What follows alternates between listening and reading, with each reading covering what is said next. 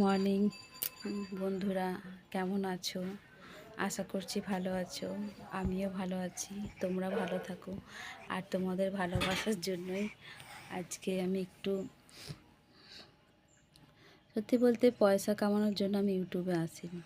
আমার এটা শখ, ভিডিও করি, ঠিক আছে। আর আমার ছোট মেয়ে খুব ভিডিও করতে ভালোবাসে, ঠিক আছে। আর আমি সংসারে অনেক কাজ করি। বড় মেয়েটা ক্যারাটে ক্লাসে যায়, ক্লাস 10-এ পড়ে। তার মধ্যে দিয়েও ফাঁক করে আমি একটু ভিডিও করি। অনেকে অনেক কথা বলে ভিডিও করি বলে, কিন্তু আমি কারো কথা কান দিই না।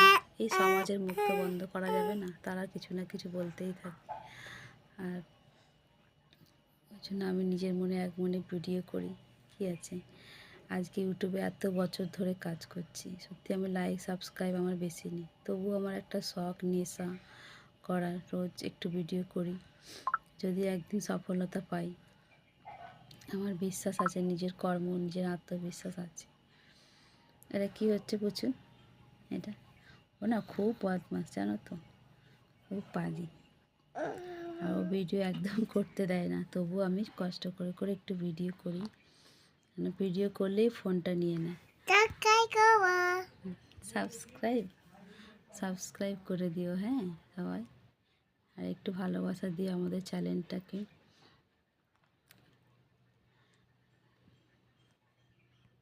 তো বড় একটা উঠান ছিল, ঝাড় দিলাম। অনেকটা বড় উঠান আমাদের, আর একটু ঝাড় দিতে হয়, পরে পাতা পাতা জ্বালিয়ে দিতে হয়। আর এখন এক গামলা বাসন আছে, বাসন মাজবো, বিছানা তুলবো, ঘর ঝাড় দেবো, ঘর পুছবো।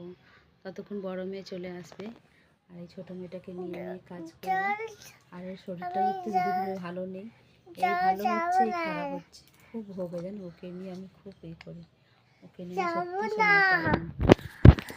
আর ও জানো কখন আমার হাতে পড়বে, কখনো দিদির হাতে পড়বে। কালকে দিদির হাতে না খেয়েছে, না স্নান করেছে, সারাদিন আমার কাছেই ছিল। দাদা আমাকে ভীষণ ভালোবাসে, ভীষণ। সত্যি বলতে কি,